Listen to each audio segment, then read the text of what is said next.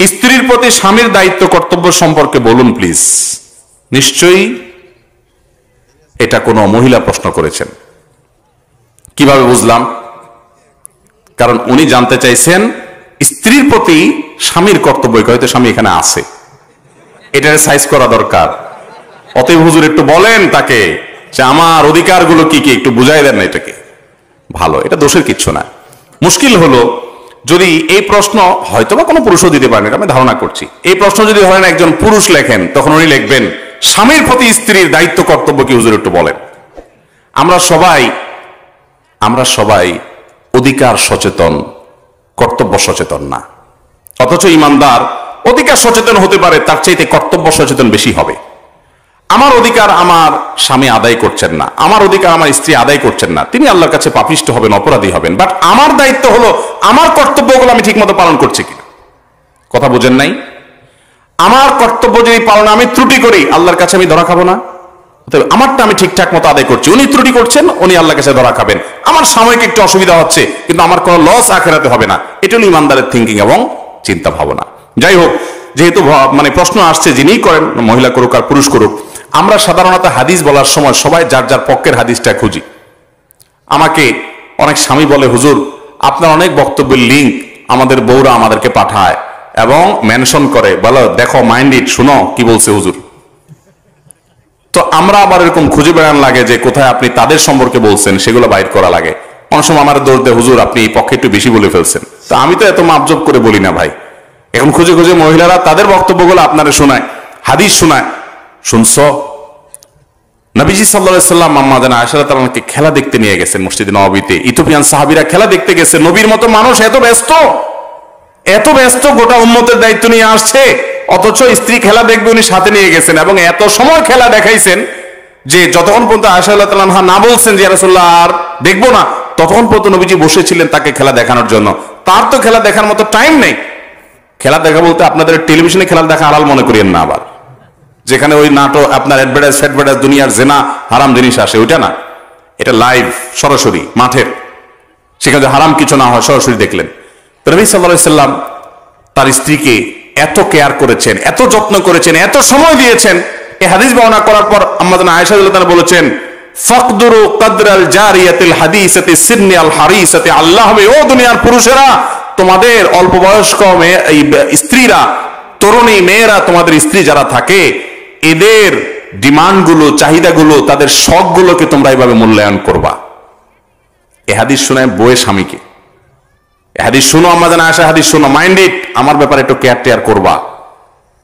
বউয়ে স্বামীর হাদিস না, স্বামীরে শোনায়। আবার স্বামী শোনায় কি? স্বামী শোনায় যে নবী সাল্লাল্লাহু আলাইহি সাল্লাম তুমি হাদিস শুনছো, তিনি বলছে আল্লাহর পরে যদি কাউকে সিজদা করা যাইতো তাহলে আমাকে করা লাগতো। আমার পাওয়ার বুঝতেছো? মাইন্ড ইট ভাইরা আমার। অথচ দরকার ছিল ওই প্রথম হাদিসটা স্বামী দেখা, যে আরে নবী সাল্লাল্লাহু আলাইহি সাল্লাম তার স্ত্রীকে এত সময় দিতেন, তাহলে আমি তো আমার স্ত্রীকে এরকম কেয়ার করা উচিত। আল্লাহ কোরআনে বলেছেন ওয়াশিরুহুন্না বিল মারুফ, তোমরা স্ত্রীদের সাথে সংসার করবে, বসবাস করবে, সংসার করবে, একসাথে থাকবে সুন্দরভাবে। ছোট লোকের মতো, ছেসরার মতো গালিগালাজ করা, মুখ খারাপ করা, তাদের সাথে ব্যবহার খারাপ করা, অত্যাচার করা, এগুলা করবে না। সুন্দরভাবে জীবনযাপন করবে। আমাদের নবী করিম সাল্লাল্লাহু আলাইহি সাল্লাম তার স্ত্রী, একাধিক স্ত্রী ছিলেন এবং তাদের মধ্যে টুকটাক মনোমালিন্যও ছিল। কোনো দিন কারো গায়ে টোকা দেন নাই, আঘাত করেন নাই, কটু কথা বলেন নাই, সবর করে গেছেন, সুন্দরভাবে জীবন যাপন করেছেন। এটাই হবে মুসলমানের জন্য আদর্শ। একজন স্বামী সেগুলা তাকাবে যে তার কর্তব্য কি, আর স্ত্রী তাকাবে যে আমার স্বামীকে আল্লাহ তাআলা কত মর্যাদা দিয়েছেন। অতএব তিনি কোনো ক্ষেত্রে ভুল করলেন বা আমার থেকে একটু বুঝ কমই আছে, কিন্তু যেহেতু তিনি স্বামী, তার আনুগত্য এটা আমার জান্নাতে যাওয়ার জন্য পূর্ব শর্ত। নবী আলাইহিস সালাম বলেছেন ইজা সাল্লাতিল মারআতু খামসাহা ওয়া সামাত শাহরাহা ওয়া আতাআত যাওজাহা ওয়া হাফিজাত ফারজাহা। কোন নারী যখন ৫ ওয়াক্ত সালাত আদায় করে, রমজানে সিয়াম পালন করবে, স্বামীর আনুগত্য করবে আর নিজের ইজ্জত সম্ভ্রমকে হেফাজত করবে, কোন প্রকার হারাম সম্পর্ক কারোর সাথে ফেসবুকে, ইনবক্সে, ইমোতে, হোয়াটসঅ্যাপে, অনলাইনে, অফলাইনে করবে না। এই কাজগুলো যদি কোনো নারী করতে পারে, জান্নাতের যে কোনো দরজা দেশে যেতে পারবে। ভাইয়ের আমার, তাহলে আমাদের মাবুদদের জন্য জান্নাতে যাওয়ার পূর্ব শর্ত হলো স্বামীর আনুগত্য করা। 4 শর্তের এক শর্ত স্বামীর আনুগত্য করা। আমি বলি এটাকে তিতা করল্লার মতো আমল। কিছু আমল আছে এটা করতে মনে চায় না, তিতা করল্লার মতো লাগে, কষ্ট হয়, কিন্তু করতে পারলে উপকার আছে, তিতা করলে উপকার আছে না? এই যে করোনার সময় আমরা শুনলাম যে এটাতে রোগ প্রতিরোধ ক্ষমতা বাড়ে, ইমিউন সিস্টেম স্ট্রং হয়, এই জন্য করলা খাওয়া ধরছে পাবলিক, যে বাঁচা লাগবে। তো ভাইরা আমার, মেয়েদের জন্য স্বামীর আনুগত্য এটা দুনিয়া থেকে উঠে গেছে। অনেক মেয়ে দেখবেন বোরকা পরে, নামাজ পড়ে, কোরআন তেলাওয়াত করে, তাসবিহ পড়ে, সবই ঠিক আছে, স্বামীর কথা মানতে রাজি না। স্বামীর সাথে লড়াই করবে, নাড়াই করবে, তর্ক করবে, বেয়াদবি করবে, এবং ওই যে তথাকথিত নারীবাদ উস্কে দেয় মেয়েদেরকে, না তোমার স্বাধীনতা তোমাকে আদায় করে নিতে হবে, লাগায় দেয়। এরা আছে লাগানির তালে, এরা আছে কিসের তালে? কিছু হইলে বলবে আরে ছেড়ে দাও, নিজের পায়ে নিজে দাও, যা চাকরি করো।